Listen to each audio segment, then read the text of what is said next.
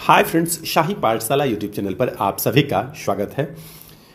71वीं BPSC कौन सा है? 71वीं 71st बीपीएससी जो है पिछले दिनों 13 तारीख को संपन्न हुआ है और आज मैं 14 तारीख को ये वीडियो बना रहा हूँ।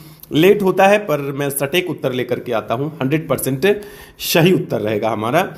और मेरा जो मैं टेक्स्ट बुकलेट जो आपको क्वेश्चन दिखा रहा हूँ ये एफ सीरीज का है, तो जिनका एफ सीरीज होगा उनका सीधे मिल जाएगा और जिनका एफ सीरीज नहीं होगा उनका क्वेश्चन आगे पीछे मिलेगा, लेकिन सभी मिलेगा। तो आइए यहाँ से वन बाय वन शुरू करते हैं और देर नहीं करूँगा। आंसरिक एक्सप्लेनेशन कुछ क्वेश्चन पर करूँगा, नहीं तो सीधा आंसर कराता हुआ चला जाऊँगा, क्योंकि आंसर की देना इसमें है। मैं तत्पर जल्दी नहीं देता हूँ, ताकि जल्दी देने के चक्कर में क्या होता है कि बहुत लोग गलत दे देते हैं, बाद में आप लोगों को परेशानियाँ हो जाती है। तो परेशानी से बचने के लिए मैं एक्यूरेट लाने का प्रयास किया हूँ। तो आइए इस वीडियो के माध्यम से आप लोग अपना आंसर मिलाएंगे। पहला नंबर प्रश्न है मैग्नॉट रेखा। ये बहुत आसान प्रश्न है। अच्छा, एक पुस्तक में ट्रिकी जीएस की बात करते रहता हूँ। एक पुस्तक में ट्रिकी जीएस की बात करता रहता हूँ। आप लोगों को मैं बता दूँ कि बीपीएससी जैसे एग्जाम में यदि इस ट्रिकी जीएस बहुत छोटी पुस्तक है, इससे यदि आपका 20-25 प्रश्न मिल जाता है एक छोटी पुस्तक से, ये कम बात नहीं है। और प्रश्न का लेवल तो आप लोग एग्जाम दिए हैं तो देख ही रहे हैं कि किस लेवल का है। तो एक ट्रिकी जीएस अपने पास जरूर रखिए, छोटी पुस्तक है। और जो लोग बीपीएससी शिक्षक परीक्षा देना चाहते हैं, 4.0 देना चाहते हैं या देते हैं, उनको आप जरूर सजेस्ट कीजिए, क्योंकि 40 नंबर का रहता है और बड़े पुस्तक से उन लोगों को पढ़ना कठिन लगता है, तो उन लोगों के लिए काफ़ी हेल्पफुल होता है। तो ये ट्रिकी जीएस सब लोगों को सलाह दीजिए कि ये परचेज कर ले। आइए अब मैं किसी दूसरी बातों पर चर्चा नहीं करूंगा, आंसर पर बात करता हूं। मैग्नॉट रेखा जर्मनी और फ्रांस के बीच स्थित है। मैग्नॉट रेखा किसके किसके बीच स्थित है? जर्मनी और फ्रांस के बीच स्थित है। उसके बाद नेक्स्ट दूसरा नंबर प्रश्न है होर्मुज जलडमरू मध्य जो है जोड़ता है। तो ये पर्सिया लिखा हुआ, इसी को फारस भी बोलते हैं, फारस या पारस या पर्सिया जो भी कहेंगे यही। तो फारस की खाड़ी को ओमान की खाड़ी से जोड़ता है आपका होर्मुज जल संधि। जलडमरू मध्य क्या होता है कि दो स्थल के बीच जो जल का जुड़ाव होता है, इसी को जलडमरू मध्य या जल संधि भी कहते हैं। ग्राउंड जीरो कहाँ स्थित है? तो ग्राउंड जीरो जो है ना, ये यूएसए में स्थित है, न्यूयॉर्क में स्थित है। वर्ल्ड ट्रेड सेंटर जो है ना, वो ग्राउंड जीरो पर ही उपलब्ध है। एक वेब सीरीज आया था जिसका नाम ही था वेब सीरीज का ग्राउंड जीरो, वो देखते तो आपको वहां से भी पता चल जाता ग्राउंड जीरो क्या है। निम्नलिखित में से कौन सा जलडमरू मध्य जो कि डेविल्स नेक के नाम से जाना जाता है? तो डेविल्स नेक के नाम से क्रास जलडमरू मध्य को जाना जाता है। विकल्प बी यहाँ पर आपका सही जवाब हो जाएगा, डेविल्स नेक क्रास जलडमरू मध्य को जाना जाता है। उसके बाद पांचवा नंबर प्रश्न है लडंग संदर्भित करता है, लडंग संदर्भित करता है। तो यह स्थानांतरित झूम कृषि होता है ना, स्थानांतरित कृति, तो यही लडंग को संदर्भित करता है। तो यहाँ पर आपका विकल्प सी जो है बिल्कुल करेक्ट आंसर है, सही जवाब है। उसके बाद छठा नंबर प्रश्न है दुनिया का सबसे बड़ा नदी द्वीप कौन सा है? तो माजुली, ये आसान प्रश्न है, ये आप लोग पहले से जानते होंगे, इसमें कोई सस्पिशन नहीं है। तो माजुली नदी द्वीप जो कि ब्रह्मपुत्र नदी पर है, असम में है, तो ये दुनिया की सबसे बड़ी नदी द्वीप है। भारत का सबसे बड़ा द्वितीय नदी बेसिन कौन है? तो भारत का द्वितीय सबसे बड़ा नदी बेसिन जो है यह गोदावरी का नदी बेसिन है। ये विकल्प ए यहाँ पर आपका सही हो जाएगा। उसके बाद आठवां नंबर प्रश्न क्या कहता है? निम्नलिखित में से कौन सा अलकनंदा और भागीरथी, फिर मैं वही ट्रिकी जीएस पर हिंट्स दिलाते जाऊंगा। ये आप ट्रिकी जीएस में जो है कि देखेंगे क्वेश्चन और आपको खूब अच्छे से सभी पांचों प्रयाग याद हो जाएगा। तो वहां से आप ट्रिक के माध्यम से देख सकते हैं।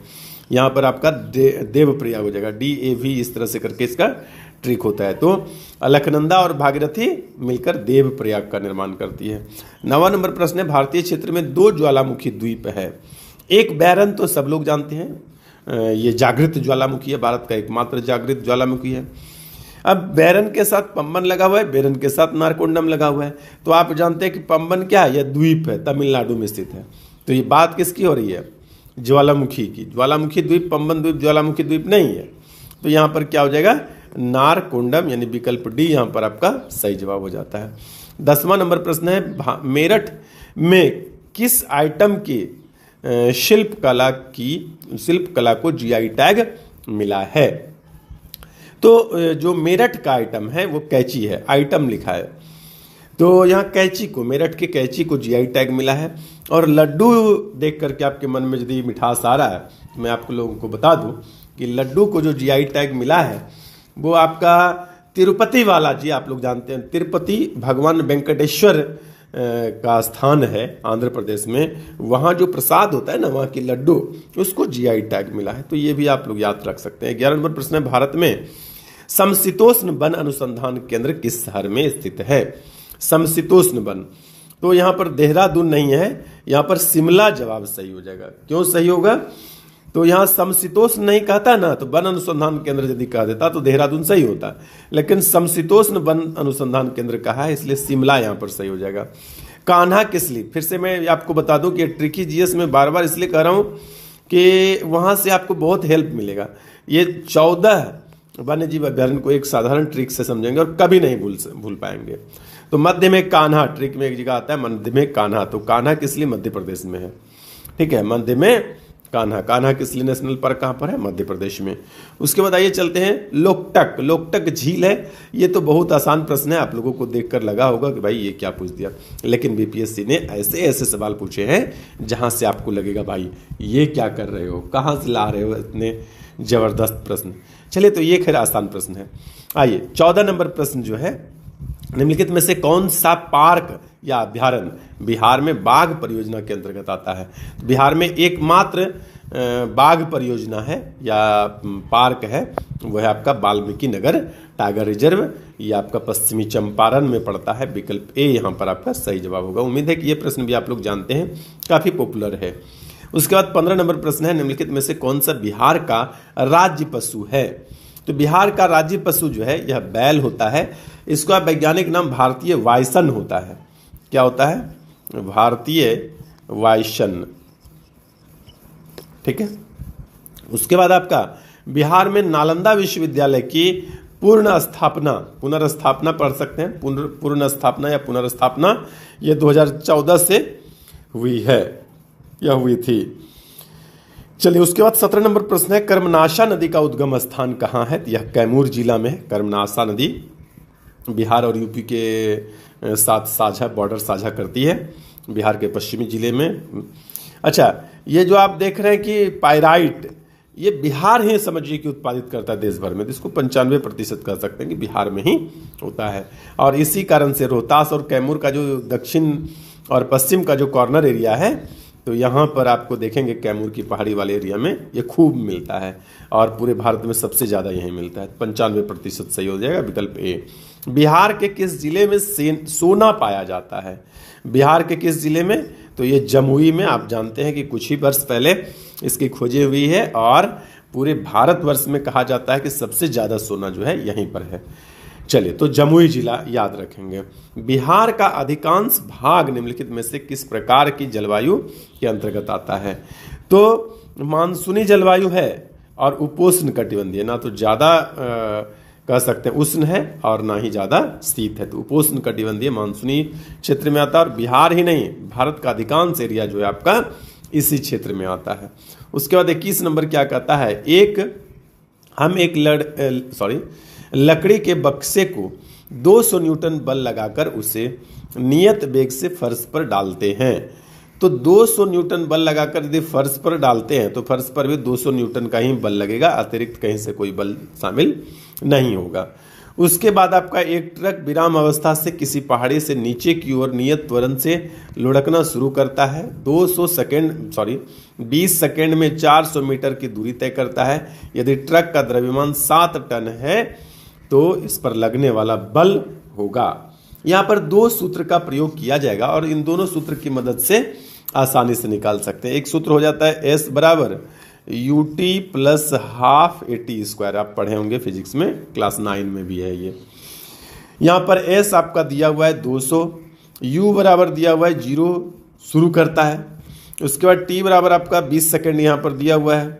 उसके बाद A आपको निकाल लेना है, और ए यदि आप निकालेंगे तो ये आपका 2 हो जाएगा, ठीक है। और 7 टन का मतलब हुआ 7000 kg, और गुना 2 बराबर हो जाएगा आपका 1400 न्यूटन। विकल्प डी यहाँ पर सही उत्तर हो जाएगा। उसके बाद कह रहा है कि किसी घर में 1 महीने में ऊर्जा की खपत 250 यूनिट होता है। कितना? 250 यूनिट। तो कुल ऊर्जा जूल में आपको बताना है। अब कुल ऊर्जा जूल में आपको बताना है तो आप जानिए कि ऊर्जा में 1 किलोवाट घंटा बराबर होता है 3.6 गुना 10⁻8 जूल। ठीक है, अब आपको इसमें क्या करना है, गुना कर देना है 250 से, जो भी आएगा आपका उत्तर हो जाएगा। तो गुना करेंगे तो आपका विकल्प ए यहाँ पर आ जाएगा 9 × 10⁸ सॉरी यहाँ पर मैं एक चीज़ लिखने में गलत हो गया, यहाँ पर 6 होगा। ठीक है, तो 9 × 10⁸ जूल इतनी ऊर्जा खपत होगी। 24 नंबर प्रश्न है, किस माध्यम में ध्वनि की चाल अधिकतम होती है? किस माध्यम में ध्वनि की चाल अधिकतम होती है? तो आप जानते हैं कि ठोस में, इस्पात में, स्टील में ध्वनि की चाल अधिकतम होती है। यह प्रश्न भी भारी नहीं है। मैं आप लोगों को बता दूं कि यदि कोई एग्जाम नहीं दिए, उसके पास प्रश्न नहीं है, तो आप इसका PDF फ्री ऑफ कॉस्ट, यानी कि बिना किसी मेहनत के भी, पैसे की तो कोई बात नहीं है, मेहनत भी ज़्यादा नहीं लगेगा, आप मेरे टेलीग्राम को ज्वाइन कीजिए और वहाँ पर इसका PDF दिया हुआ है और आप अपने मोबाइल में आसानी से ले सकते हैं। उसके बाद 25 नंबर प्रश्न है, मुक्त रूप से गिरते हुए पिंड की स्थितिज ऊर्जा लगातार कम होती जाती है। तो मुक्त रूप से गिरते हुए पिंड की जो स्थितिज ऊर्जा है लगातार कम होते जाती है। तो इसका क्या सही जवाब हो जाएगा? कह रहा है कि ऊर्जा गुरुत्वाकर्षण बल का उल्लंघन है, ऊर्जा संरक्षण सिद्धांत का उल्लंघन नहीं है, ऊर्जा संरक्षण सिद्धांत का उल्लंघन है और गुरुत्वाकर्षण, तो ये कहेंगे कि ऊर्जा संरक्षण के सिद्धांत का उल्लंघन नहीं है। क्या हो जाएगा? ऊर्जा संरक्षण के सिद्धांत का उल्लंघन नहीं है, क्योंकि जैसे जैसे मुक्त रूप से गिरते हुए पिंड की स्थितिज ऊर्जा लगातार कम होती जाती है। ठीक है, आइए उसके बाद चलते हैं 26 नंबर पर। बेलों की एक जोड़ी, बैलों की होना चाहिए, बेलों की एक जोड़ी, बैलों की, ऐ का हम लोग लगा के लिखते हैं ना, बैलों की लिख दिया, बेलों की एक जोड़ी खेत जोतते समय हल पर 140 न्यूटन का बल लगाती है। जो जोता गया खेत 15 मीटर लंबा है, खेत की लंबाई को जोतने में किया गया कार्य। तो हम लोग एक सूत्र जानते हैं, कार्य बराबर बल और गुना विस्थापन, बल गुना विस्थापन। तो बल यहाँ पर 140 न्यूटन का बल लग रहा है और विस्थापन कितना है? 15 मीटर। तो इसको यदि गुना करेंगे ना तो आपका ये हो जाएगा आपका 2100 जूल। तो विकल्प ए यहाँ पर आपका सही हो जाएगा। उसके बाद आपका समतल दर्पण की जो फोकस दूरी होती है ना, वो अनंत होती है। समतल दर्पण की फोकस दूरी अनंत होती है। निम्नलिखित में से कौन सा पद विद्युत परिपथ में विद्युत शक्ति को निरूपित नहीं किया जाता है? तो IR² से जो है ना आप निरूपित नहीं कर सकते हैं। उसके बाद लघु पथन, उसके बाद क्या है कि लघु पथन, थोड़ा मिटा लेता हूं मैं ताकि लिखने में आसानी हो। लघु पथन के समय परिपथ में विद्युत धारा का मान जो है वह कितना होता है? तो लघु पथन के समय जो उसका मान बढ़ जाता है, ये फ्यूज इसी पर आधारित होता है, जिस कारण से फ्यूज जो है कि अधिक बढ़ जाता है। और उसके बाद देखिए तुरंत बाद एकदम उसी से रिलेटेड प्रश्न यहाँ पर दिया हुआ है 30 नंबर में। उपकरण को विद्युत आघात से बचाने के लिए क्या करते हैं? तो फ्यूज, अधिक ताप बढ़ जाता है तो दूसरा उपकरण जल सकता है, तो वहाँ पर क्या होता है कि फ्यूज लगा होता है और सर्किट से फ्यूज कट जाता है, बस पूरे घर का लाइन ही कट गया। उसके बाद आगे नहीं बढ़ रहा भाई, क्या हो गया?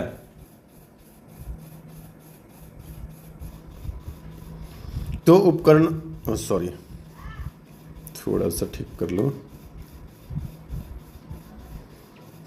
उपकरणों को विद्युत आघात से बचने के लिए फ्यूज का उपयोग करते हैं। उसके बाद नेक्स्ट है, निम्नलिखित प्रश्न में नीचे दिए गए 4 शब्दों में 3 एक प्रकार, अच्छा ये आपका मैथ रीजनिंग वाला एरिया आ गया। कह रहा है कि 3 एक प्रकार समानता है तथा चौथा भिन्न है, भिन्न शब्द का चयन कीजिए। तो अब यदि इस विकल्प को देखेंगे ना तो कई प्रकार से भिन्न का आप चयन कर सकते हैं। तो यहाँ पर आपका सही जवाब हो जाएगा स्टेथोस्कोप, जिसको आला कहते हैं ग्रामीण भाषा में, ओरिजिनल नाम उसका स्टेथोस्कोप है। ये देखिए ये क्या है, फिजिक्स से रिलेटेड यंत्र है, जबकि ये बायोलॉजी से रिलेटेड उपकरण है। दूसरा क्या कि ये सभी ऑप्टिक्स के अंतर्गत हम लोग पढ़ते हैं और इसको हम लोग क्या पढ़ते हैं, पराश्रव्य ध्वनि के तरह ये काम करता है, तो ये साउंड में हम लोग पढ़ते हैं इस प्रकार से। 32 नंबर हमारा प्रश्न हो जाता है कि SPRING को यदि UNUFRC लिखा जाता है तो उसी तरह स्कोड भाषा में MOBILE को क्या लिखा जाएगा? इसको आप क्रम से लिख करके देखिएगा, जैसे S19 होता है और U21 होता है तो बढ़ गया 2, तो आप देखिए M13 होता है तो 13 2 15, तो 15 O से शुरू करेंगे। ठीक है, लास्ट एक बार चेक करते हैं। जैसे कि यहाँ G है 7 और C कितना है आपका 3, तो ये 4 ज़्यादा है। तो जो यहाँ मिला है ना उससे 4 कम करके हम देखेंगे, तो 5 में 4 कम करेंगे तो 1 हो जाएगा। तो आपका O और 1 का मतलब A, O और A आपका इसी में मिल रहा है, यानी विकल्प C यहाँ पर सही है। उसके बाद अगला प्रश्न है, मुकेश ने अपने मित्र से कहा कि रीता मेरे पुत्र की पत्नी की बेटी है। तो पुत्र की पत्नी वाइफ हस्बैंड हो गया, इसकी बेटी की माँ है, इसका मतलब ये क्या है, इसका ससुर जी है। विकल्प डी आपका सही जवाब हो जाएगा। राम उत्तर दिशा में जाता है फिर दाएं मुड़ जाता है। उत्तर गया, उसके बाद दाएं मुड़ गया, उसके बाद फिर से कह रहा दाएं मुड़ गया, एक बार फिर से बाएं मुड़ गया। तो अब जो है कि किस दिशा में जा रहा है, दाएं मुड़ गया और फिर बाएं मुड़ गया, तो वो पूर्व की दिशा की ओर जा रहा है। विकल्प यहाँ पर क्या हो गया, सी सही हो गया। उसके बाद अगला प्रश्न है कि अंग्रेजी वर्णमाला क्रम लिखते हुए निम्नलिखित में से, अंग्रेजी जैसे डिक्शनरी में वर्ड होता है ना उस प्रकार से लिखेंगे। कह रहा है कि सबसे अंतिम में, तो देखिए MA तो नहीं होगा, MO वाला होगा, MO। उसके बाद ई के बाद में आपका आई आएगा, तो इस प्रकार से बी यहाँ पर सही हो जाएगा। 39 विद्यार्थियों की कक्षा में जितेंद्र 7 रैंक पर, इसको देखेंगे ना तो आपका 16वां रैंक पर आ जाता है। आप इसको बनाकर देख लीजिएगा। उसके बाद आपका 37 नंबर प्रश्न है, इसको भी आप बनाकर देख सकते हैं, इसका आंसर है 77। उसके बाद 38 नंबर देखेंगे तो आपका यह सब प्रश्न आसान ही है मैथ का, 9 और 50 ये उत्तर हो जाएगा आपका। यदि आपको लगे कि ये प्रश्न किस तरह से बनेगा, मुझे लग रहा है कि BPSC के स्टूडेंट को ये सब प्रश्न, चूंकि भारी मैथ नहीं है, भारी होता तो मैं थोड़ा डिटेल कर देता।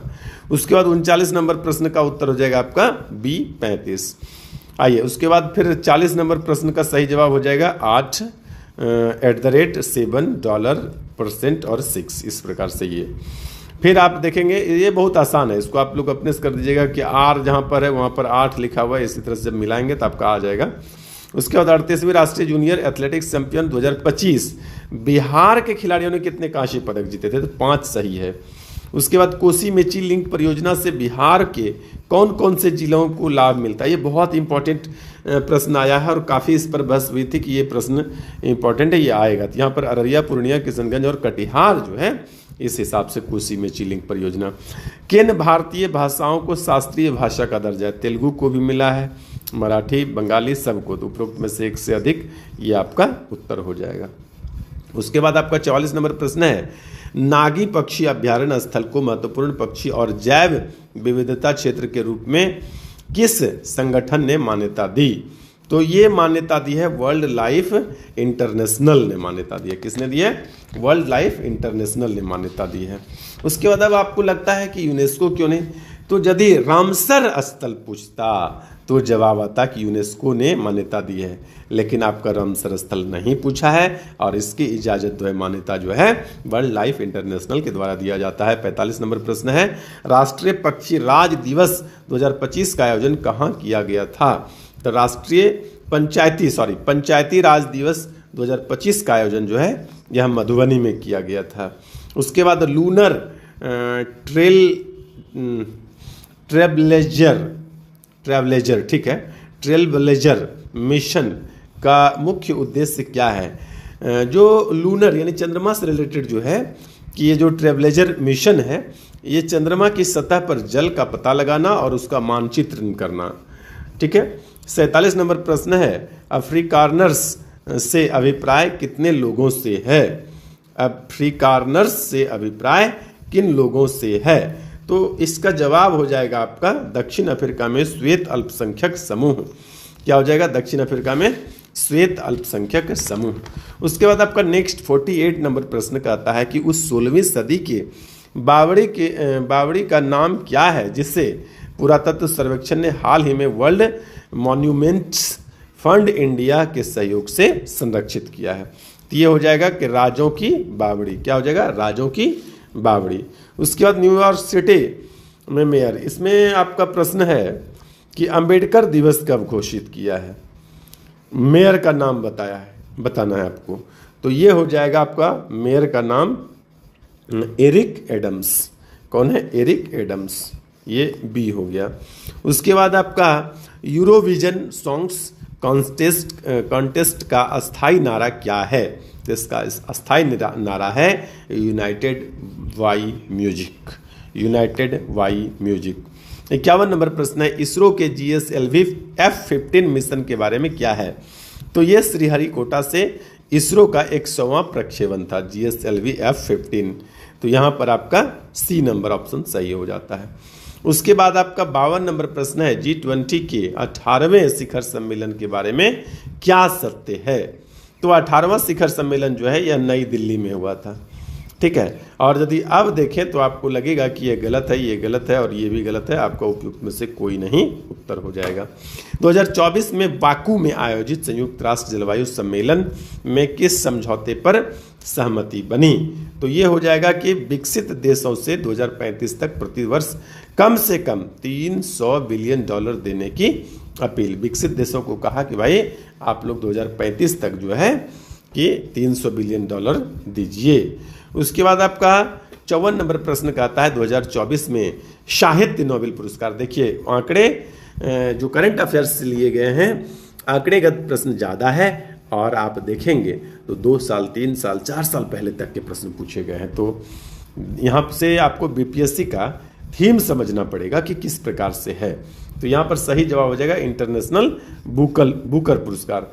द वेजिटेरियन जो है इसमें अन्य पुरस्कार जो है कि इंटरनेशनल बुकर पुरस्कार भी मिला है। निम्नलिखित में से नेपाल के किस ग्लेशियर को मई 2025 में मृत घोषित कर दिया गया है?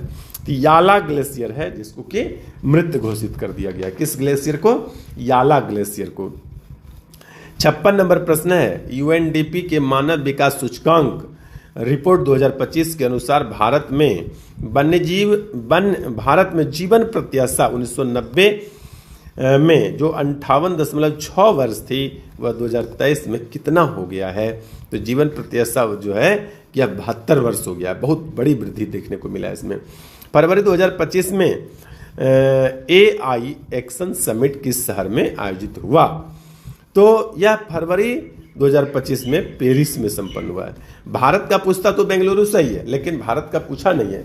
पूछा कि फरवरी 2025 में AI एक्शन समिट जो है यह पेरिस में हुआ था। उसके बाद 96वें अकादमी पुरस्कार 2024 में एमा स्टोन को किस फिल्म में मुख्य भूमिका के लिए ऑस्कर मिला है? तो यहाँ पर है पुअर थिंग्स, ये सही जवाब है पुअर थिंग्स। उसके बाद आपका नेक्स्ट 59 नंबर 59 नंबर प्रश्न है, किस गुजराती फिल्म ने 70वें राष्ट्रीय फिल्म पुरस्कार में राष्ट्रीय सामाजिक और पर्यावरणीय मूल्यों को बढ़ावा देने के लिए सर्वश्रेष्ठ फीचर फिल्म का पुरस्कार दिया है? ये कच्छ एक्सप्रेस को दिया गया। किसको दिया गया? कच्छ एक्सप्रेस को। निम्नलिखित में से किस व्यक्ति या संगठन को 2024 का रमन मैग्सेसे पुरस्कार प्रदान किया गया है? तो 2024 का जो रमन मैग्सेसे पुरस्कार है यह इन तीनों को प्राप्त किया गया है। उत्तर हो जाएगा आपको डी नंबर। 61 नंबर प्रश्न है, आकाश तीर के बारे में निम्नलिखित में से कौन सा कथन सही है? तो आकाश तीर के बारे में कौन सा कथन सही है? तो यहाँ पर उपरोक्त में से एक से अधिक जो है यह सभी सही है। आकाश तीर, आप लोगों को बता दूं कि आकाश तीर जो है हवा में आने वाले जितने भी प्रकार के खतरे हैं, जैसे ड्रोन आ रहा है, मिसाइल आ रहा है, दूसरा जेट विमान आ रहा है, उसका पता लगाता है और उसको निष्क्रिय करने में भी काम आता है आकाश तीर। आप लोग ऑपरेशन सिंदूर को देखकर तो समझ ही गए होंगे कि भारत तैयारी अपना पड़ोसी देशों को ध्यान में रखते हुए किस प्रकार से कर रहा है। उसके बाद 62 नंबर प्रश्न, निम्नलिखित में से कौन से रक्षा प्लेटफॉर्म मेक इन इंडिया पहल के तहत भारत में स्वदेशी सैन्य प्रणाली का हिस्सा है? तो ये तो है। इसके बारे में मुझे लग रहा है कि F-35 लाइटनिंग 2 जो है ये हिस्सा नहीं है। और जो उन्नत इसमें क्या कहा जाए आंसर, ये दोनों होगा तो उपरोक्त में से एक से अधिक ले लीजिए, ये तो हिस्सा नहीं है। उसके बाद आपका कौन सा दिन होलोकॉस्ट मेमोरियल डे के रूप में जाना जाता है? तो होलोकॉस्ट मेमोरियल डे के रूप में कौन से दिन को जाना जाता है? तो इसका सही जवाब हो जाएगा आपका 27 जनवरी। कब? 27 जनवरी को जाना जाता है। उसके बाद आपका क्या है कि 64 नंबर, बानो मुश्ताक की किस पुस्तक को 2025 का अंतर्राष्ट्रीय बुकर पुरस्कार मिला गया? यहाँ पर अंतर्राष्ट्रीय बुकर पुरस्कार 2025 का बोला गया है। तो हर्ट लैम्प है, ठीक है। हर्ट लैम्प बानू मुस्तक की किस पुस्तक को? तो हर्ट लैम्प को मिला है। कन्नड़ में लिखा हुआ है, इसका अंग्रेजी रूपांतरण हुआ जिसके कारण इस पुस्तक को मिला है। तो ये एक लघु कहानी है। उसके बाद आपका क्या है कि सिंधु जल संधि के अनुसार 3 पूर्वी नदियों भारत को आवंटित की गई है, निम्नलिखित में से कौन सा उसमें शामिल नहीं है? तो आप लोगों को बता दूं कि पूर्वी नदी जो है यह रावी, ब्यास और सतलज है। रावी, ब्यास और सतलज, ये तीनों को ब्यास, रावी, ब्यास और सतलज, ये तीनों को पूर्वी नदी कहते हैं। उसके बाद झेलम, चिनाब और सिंधु, झेलम, चिनाब और सिंधु, इसको पश्चिमी नदियां कहा है। तो यहां पर विकल्प ए आपका क्या हो गया? सही जवाब हो जाएगा। उसके बाद आपका 66 नंबर प्रश्न क्या कहता है कि यूएनडीपी द्वारा विकसित क्षमता गरीबी माप सीपीएम के बारे में निम्नलिखित में से कौन सा या कौन से कथन सही है? तो यहां पर सही जवाब हो जाएगा विकल्प ए और विकल्प 2, यानी कि आपका यहां पर विकल्प ए बिल्कुल सही जवाब है। उसके बाद नेक्स्ट नंबर प्रश्न है 67, निम्नलिखित में से कौन सी वस्तु या वस्तुएं अप्रैल सितंबर 2024-25 के दौरान भारत के निर्यात की शीर्ष 10 प्रमुख वस्तुओं में से नहीं है? तो यहां पर आपका बासमती चावल जो है ये आपका शीर्ष 10 प्रमुख वस्तुओं में शामिल नहीं है। बासमती चावल जो है कि बहुत कम निर्यात हम लोग करते हैं, क्रम से यदि देखा जाए तो उसका क्रम बहुत नीचे है। उसके बाद है भारत वन स्थिति रिपोर्ट 2023 के अनुसार, भारत वन स्थिति रिपोर्ट 2023 के अनुसार क्या कह रहा है कि कौन सा कथन जो है आपको देखते हुए समझना है कि सही है? तो यहाँ पर विकल्प सी जो है कि सबसे अधिक, और यहाँ पर एक नंबर देखिए कि वृक्षावरण देश के भौगोलिक क्षेत्रफल का 25.15% पर है, यहाँ पर 15, तो ये गलत हो गया। उसके बाद सबसे ज्यादा यदि है तो यहाँ पर मध्य प्रदेश में है और यहाँ पर झारखंड का, ये गलत हो गया। अब यदि वृक्षावरण महाराष्ट्र राज्य में पाया गया है उसके बाद राजस्थान, तो ये वाला आपका विकल्प सी जो है यह सही आ जाता है। 69 नंबर प्रश्न है 2023 में वैश्विक सेवाओं के निर्यात में निम्नलिखित में से किस देश की भारत से अधिक हिस्सेदारी थी? तो यहाँ पर 69 नंबर का सही जवाब हो जाएगा आपका आयरलैंड। इस प्रश्न को समझना पड़ेगा कि वैश्विक सेवाओं का निर्यात सभी देश लगभग कर रहा है, तो भारत का रैंक जो भी है, भारत के बाद किस किस देश का रैंक है? तो मैं आपको क्रम से बता दूं कि भारत के तुरंत बाद इटली है और इटली के बाद फिर आयरलैंड है, लेकिन चूंकि इटली है ना ऑप्शन में तो आपको आयरलैंड लेना पड़ेगा। भारत से ऊपर कई देश हैं जिसमें नंबर 1 पर चाइना है, नंबर 2 पर यूएसए है, नंबर 3 पर जर्मनी है, इस प्रकार से है। आइए उसके बाद है स्वास्थ्य और परिवार कल्याण मंत्रालय के यूविन पोर्टल के बारे में निम्नलिखित में से कौन सा कथन सही नहीं है? ध्यान रखना है कि कौन सा कथन जो है सही नहीं है।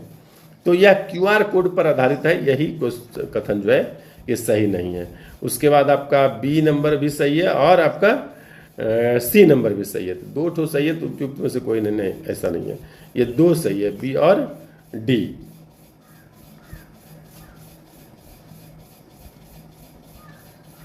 दो कैसे सही हो सकता है जब आपको एक ही आंसर लेना है? यूविन 11 भाषाओं में तो उपलब्ध है, यह गारंटी है। कैसे क्या करो? इसका आप 11 सी नंबर उत्तर लीजिए। जब एक ही आंसर लेना है, ऑप्शन वो नहीं है, तो चूंकि यह 11 भाषाओं में उपलब्ध है, ये 100% गारंटी के साथ मैं जानता हूं। ठीक है, आइए चलते हैं क्वेश्चन नंबर 371 पर। किस संगठन ने संयुक्त रूप से आवास और शहरी मामलों के मंत्रालय के साथ जो है कि राष्ट्रीय शहरी नवाचार जो स्टैक डिजिटल ब्लूप्रिंट विकसित किया है? तो 71 का ऑप्शन नंबर बी जो है राष्ट्रीय शहरी मामले संस्थान जो है कि यह सही जवाब हो जाएगा। उसके बाद 31 अक्टूबर 2024 तक भारत माला परियोजना के तहत किस राज्य में सबसे अधिक निर्मित सड़क की लंबाई थी? तो इसका सही जवाब हो जाएगा आपका राजस्थान। उसके बाद नेक्स्ट 73 नंबर है किसान ऋण पोर्टल के शुभारंभ से पहले किसान ब्याज अनुदान और शीघ्र पुनर्भुगतान प्रोत्साहन योजनाओं के तहत मैनुअल दावे निम्नलिखित में से किस संस्था को प्रस्तुत करते थे? तो यहाँ पर सही जवाब है विकल्प बी।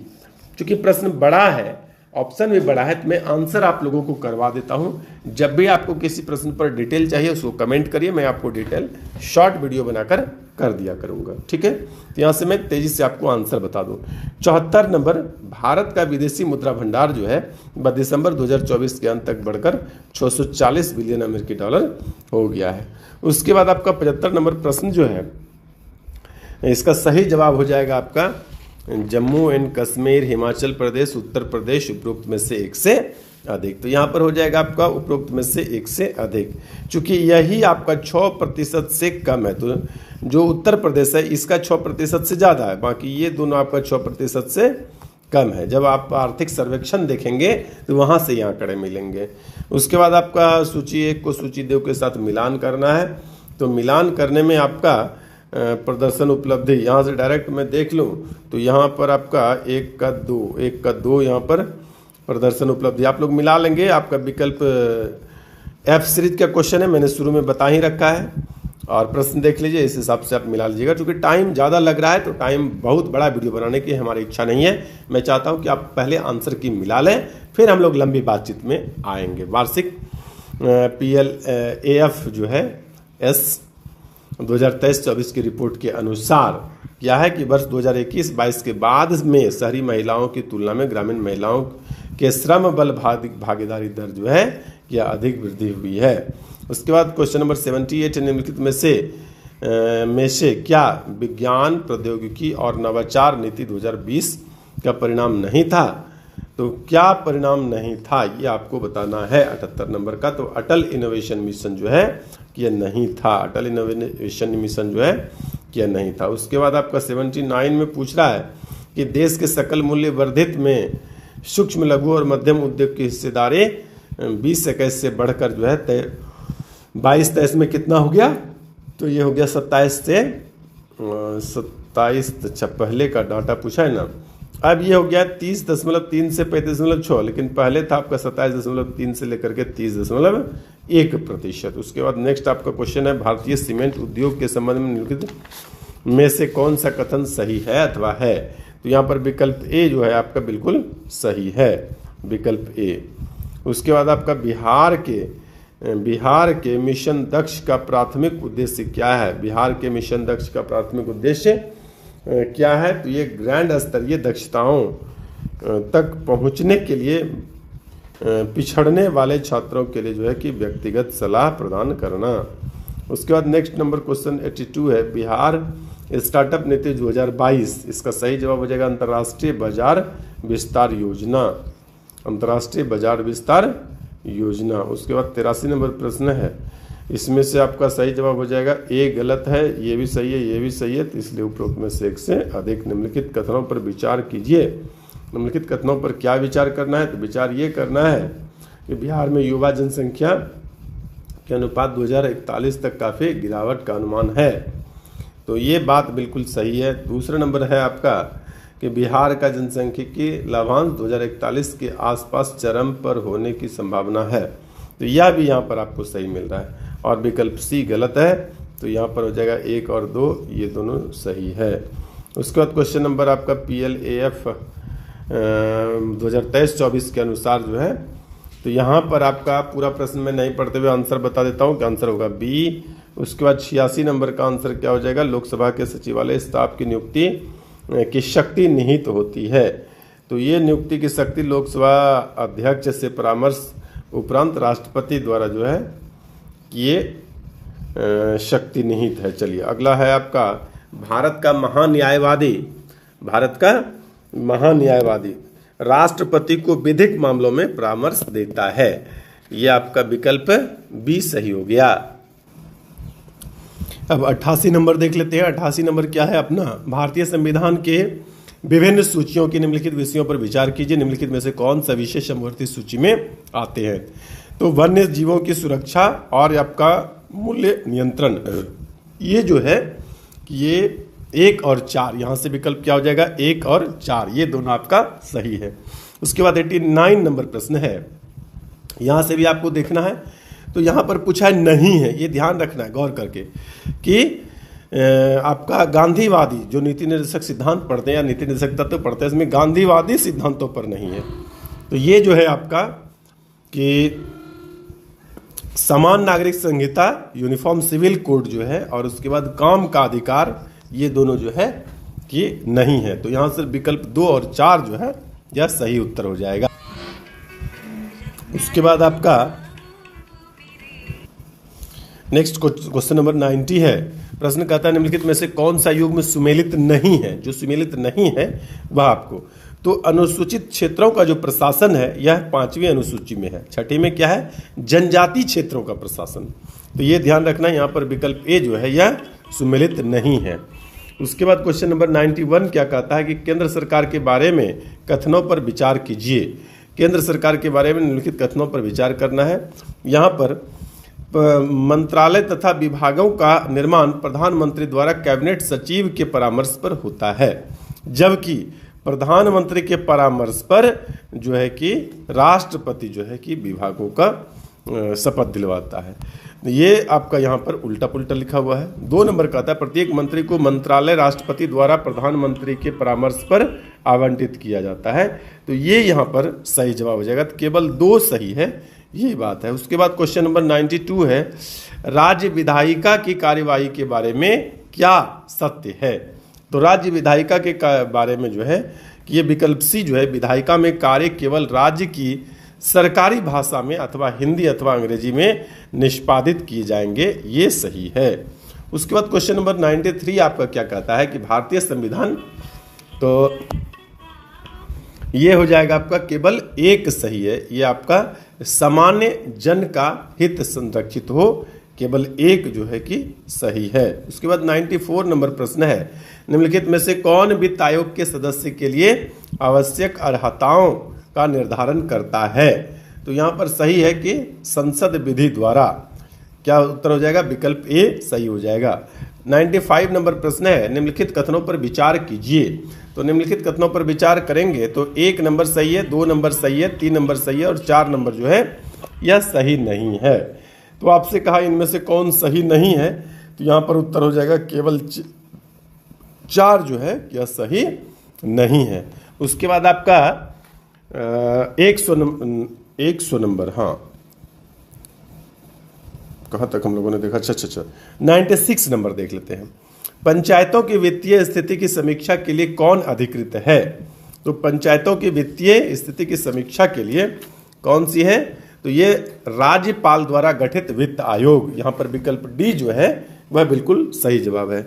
उसके बाद 97 नंबर प्रश्न है, भारत सरकार द्वारा घोषित आत्मनिर्भर भारत योजना सहयोग करती है। तो यहाँ पर आपका सही जवाब हो जाएगा कि विकल्प ए और 2, ये दोनों सही है। विकल्प ए और 1 और 2 दोनों सही है। पंचायती राज्य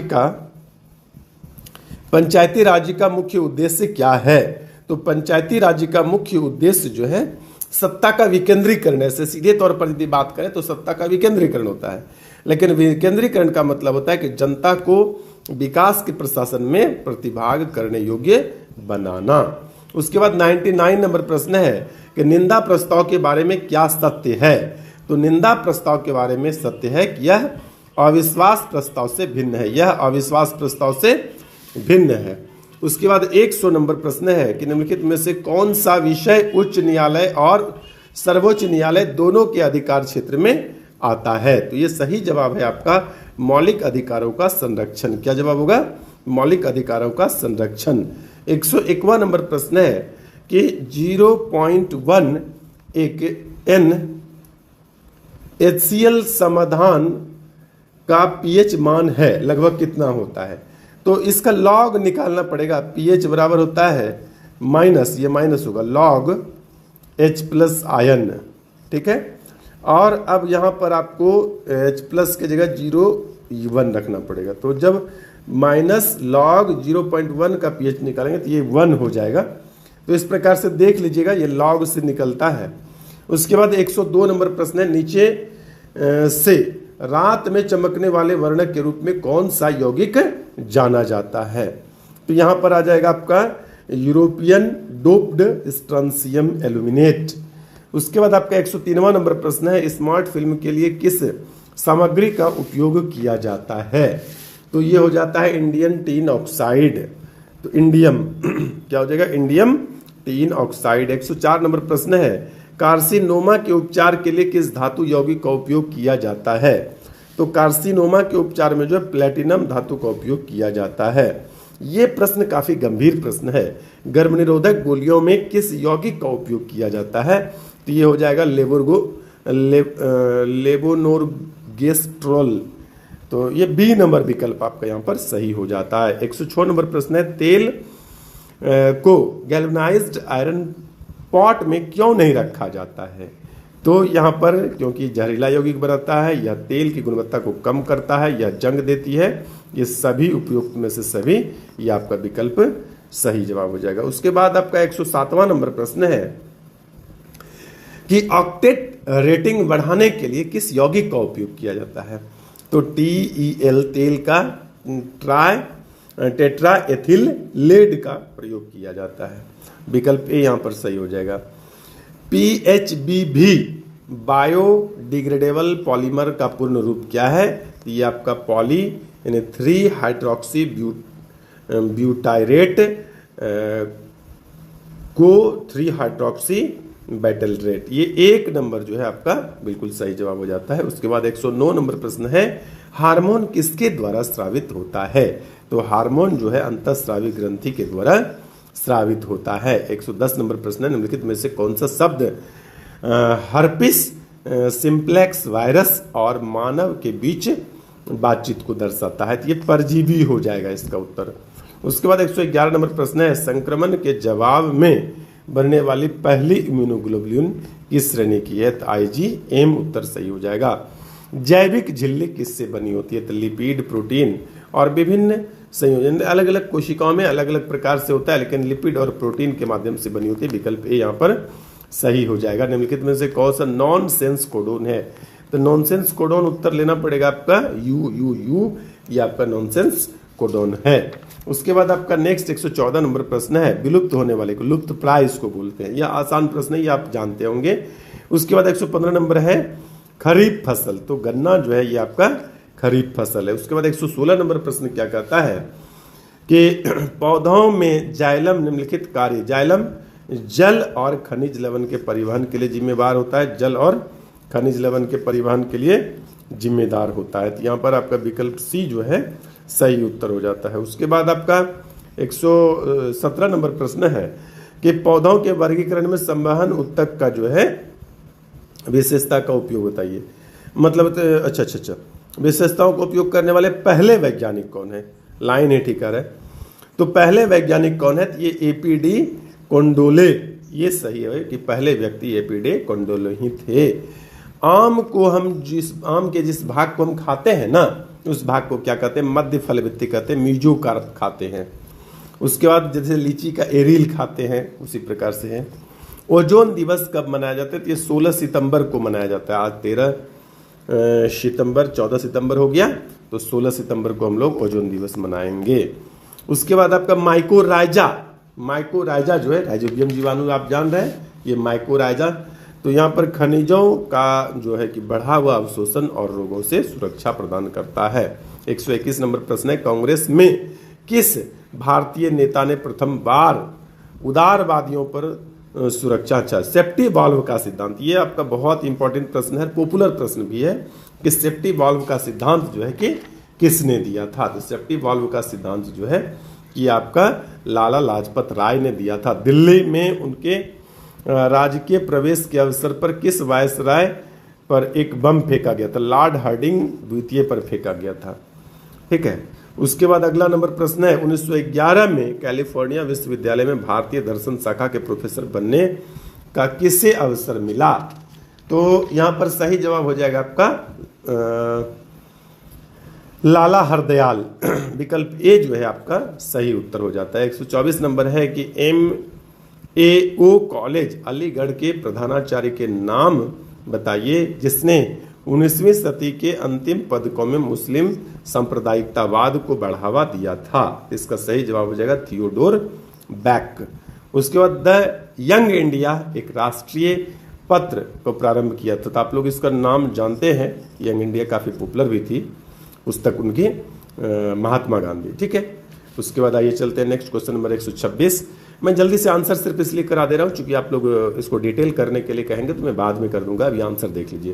किस कमीशन ने सभी राजनीतिक समूहों और दलों के किसी भी भारतीय सदस्य को शामिल नहीं करने के कारण बेचैनी को जो है बल मिला? तो यहाँ पर साइमन कमीशन यहाँ पर आपका सही जवाब हो जाएगा। ये इसी में लाठीचार्ज हुआ था और लाला लाजपत राय ने कहा था कि मेरे शरीर पर पड़ा हुआ एक एक लाठी का प्रहार जो ताबूत की कील हो गई साबित। कह रहा है किसने आजाद हिंद फौज का नेतृत्व संभाला? दिल्ली चलो का नारा सुभाष चंद्र बोस। ये तो क्या कहें कि कितना पॉपुलर है। हम या तो भारत को स्वतंत्र करेंगे या अभियान में मर जाएंगे, ये महात्मा गांधी ने कहा था। ये शुरू में ऐसा कहते थे, बाद में तो आप जानते हैं कि कैसे अहिंसावादी हो गए थे। उसके बाद किसने बांटो और छोड़ो का नारा बुलंद किया था? तो ये मोहम्मद अली जिन्ना थे, बांटो और छोड़ो।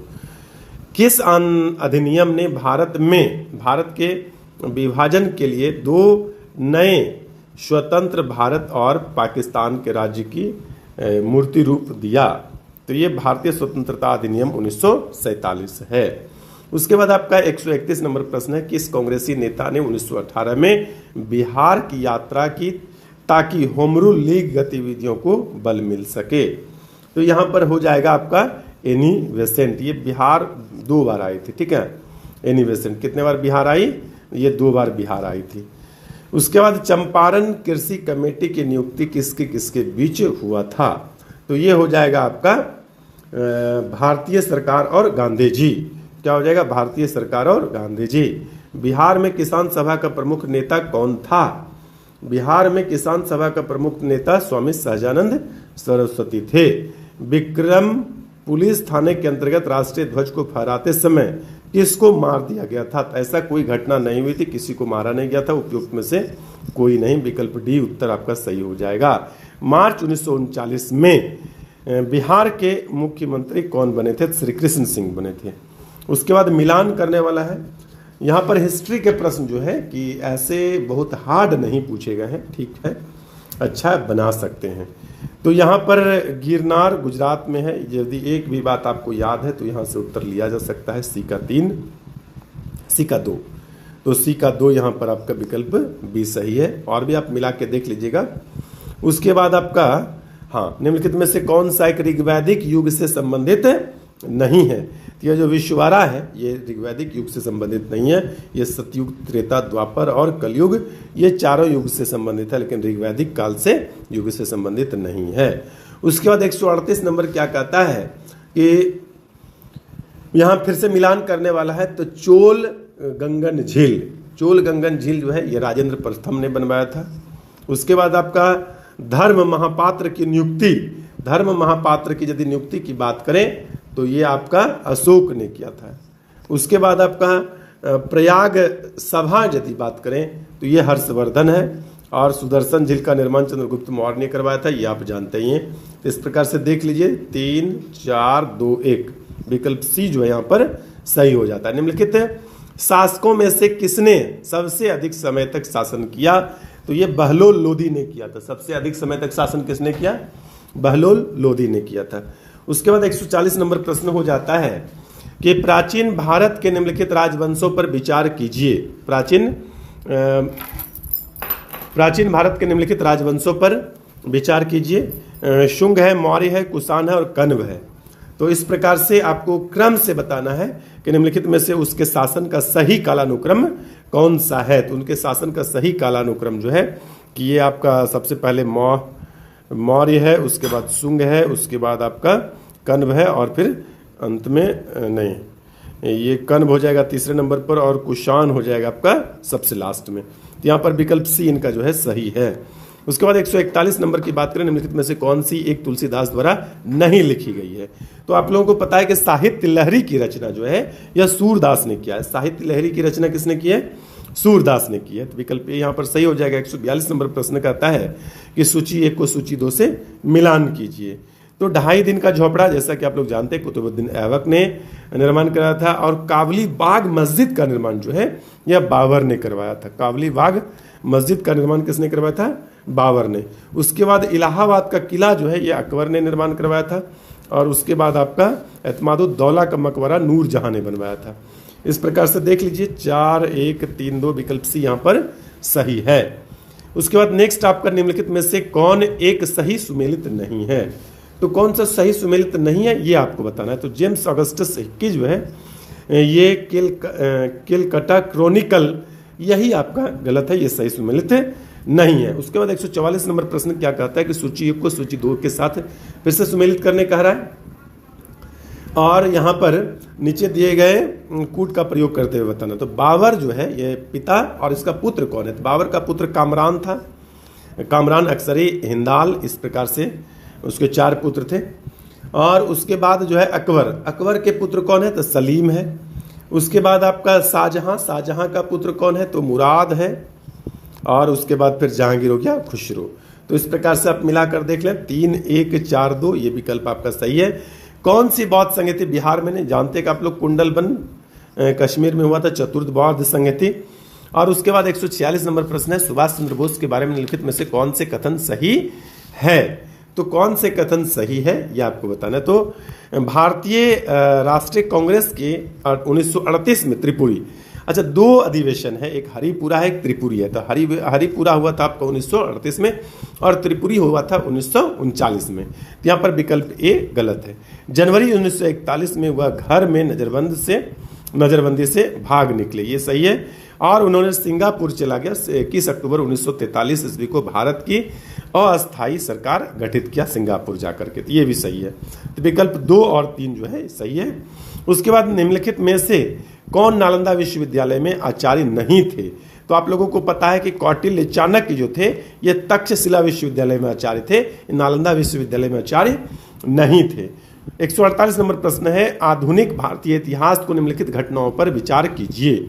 यहाँ पर आपका घटनाओं को यदि ध्यान दें तो राजा नंद कुमार को मृत्युदंड जो है यह 1775 में दिया गया था। उसके बाद सालवाई की संधि जो है 1717 में हुई थी, 1772 में हुई थी, ठीक है। सालवाई की संधि 1772 में हुई थी।